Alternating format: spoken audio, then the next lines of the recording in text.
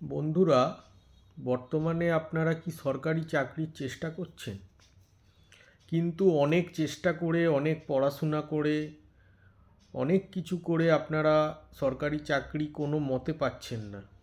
অথচ দেখা যাচ্ছে আপনাদের থেকে কম মেহনত করে, কম পড়াশোনা করে, আপনাদের থেকে কম ট্যালেন্টেড ব্যক্তিরা সরকারি চাকরি পেয়ে যাচ্ছে, অথচ আপনি পাচ্ছেন না। অথবা বন্ধুরা, আপনার পিতার সঙ্গে আপনার মতবিরোধ চলছে, মতপার্থক্য চলছে, অথবা আপনি আপনার পৈতৃক সম্পত্তি থেকে বঞ্চিত হয়েছেন। আপনি অনেক অ্যাস্ট্রোলজারকে দেখিয়েছেন যে চাকরি হচ্ছে না কেন, সরকারি চাকরি আমি কি পেতে পারি। সবাই বলছে যে এটা করো, ওটা করো, এত লাখ টাকা দিয়ে পাথর কেনো, এত লাখ টাকা দিয়ে পুজো করো, অমুক জায়গায় যাও। আমি কতগুলো সহজ রেমিডি আপনাদের বলছি বন্ধুরা, আপনারা করুন। আপনার সরকারি চাকরি হবে।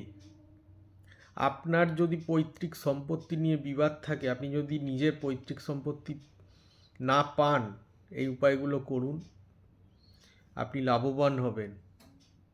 আপনার পিতার সঙ্গে আপনার যদি সম্পর্ক খারাপ থাকে, তাহলে সেই সম্পর্ক বন্ধুরা আস্তে আস্তে ভালো হয়ে যাবে। আমাদের জন্মছকে সূর্যের অবস্থান বা সূর্য যদি খারাপ থাকে, এরকম সূর্য যদি শনির সঙ্গে একই ঘরে গিয়ে বসে আপনার জন্মছকে, অথবা সূর্য যদি রাহু দ্বারা বা কেতু দ্বারা পীড়িত হয়ে পড়ে, তাহলে কিন্তু বন্ধুরা আপনারা কিন্তু সরকারি চাকরি থেকে বঞ্চিত হবেন। নিজের প্রাপ্য পৈতৃক সম্পত্তি থেকে আপনারা বঞ্চিত হবেন। আপনার পিতার সঙ্গে আপনার মতবিরোধ চলবে, এমনকি আপনার পিতা আপনাকে আপনার বাড়ির থেকে বার করে দিতে পারে বা ত্যায্য পুত্র অবধি করতে পারে, যদি আপনার জন্মছকে আপনার সূর্য খারাপ হয়।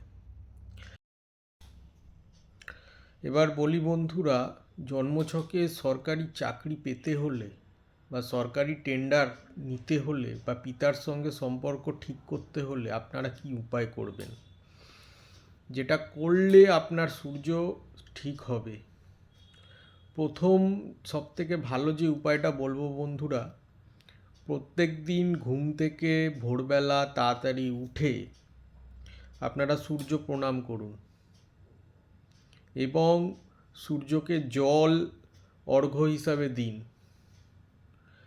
দ্বিতীয় যে উপায়টা বলবো বন্ধুরা, আপনারা দশ মহাবিদ্যার একজন দেবী, যিনি হচ্ছে সূর্যের অধিষ্ঠাত্রী দেবী মাতঙ্গী, যিনি নীল সরস্বতী রূপেও খ্যাত, সেই মাতঙ্গী দেবীর বীজ মন্ত্র আপনারা চান করে এসে 108 বার করে প্রত্যেক দিন পাঠ করুন।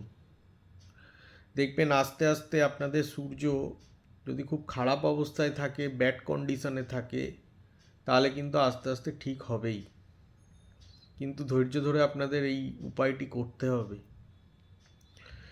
এছাড়া বন্ধুরা, আপনারা গম পাখিকে খাওয়াতে পারেন, তাহলেও কিন্তু বন্ধুরা আপনাদের কিন্তু সূর্য আস্তে আস্তে একটু একটু করে ভালো হবে। আপনারাও সরকারি চাকরি পেতে পারবেন, সরকারি টেন্ডার পেতে পারবেন, পৈতৃক সম্পত্তি থেকে আপনাদের কেউ বঞ্চিত করবে না। আরেকটি ভালো উপায় হচ্ছে বন্ধুরা, আপনারা নিজের পিতার সঙ্গে ভালো ব্যবহার করুন, পিতৃস্থানীয় ব্যক্তিদের সঙ্গে ভালো ব্যবহার করুন। যদি আপনার পিতা না থাকে, পিতৃস্থানীয় যে ব্যক্তিরা আছে, পিতার বন্ধু বান্ধব, কাকা জ্যাঠা, এদের সঙ্গে ভালো ব্যবহার করুন, ভালো ব্যবহার রাখুন। আপনার যদি পিতা থাকে, প্রত্যেক দিন সকালবেলা তার পায়ে হাত দিয়ে নমস্কার করুন। দেখবেন একদিন না একদিন আপনার সূর্য অবশ্যই ভালো হবে, আপনি সরকারি চাকরি পেতে পারবেন। এছাড়া বন্ধুরা আরেকটি উপায় বলে দিই, কোনো অ্যাস্ট্রোলজার বলবে না, সেটা হলো আপনারা প্রত্যেক দিন আদিত্য হৃদয় স্তোত্র পাঠ করতে পারেন। এই আদিত্য হৃদয় স্তোত্র কিন্তু সূর্যদেবের অ্যাক্টিভেশনের জন্যে বা সূর্যকে জন্মছকে ঠিক রাখার জন্যে বা ঠিক করার জন্যে একটি কিন্তু খুব ভালো এবং সুন্দর উপায়। আমি যে উপায়গুলো বললাম বন্ধুরা, কোনো লাখ লাখ টাকা খরচা নেই, কোনো পাথর আপনাকে পড়তে বলছি না। আপনারা শুধু এই উপায়গুলো করুন, একদিন আপনার সূর্য অবশ্যই ভালো হবে, আপনিও সরকারি চাকরি পাবেন। ঠিক আছে বন্ধুরা, ভিডিওটাই আজ এই অবধি থাক। ধন্যবাদ।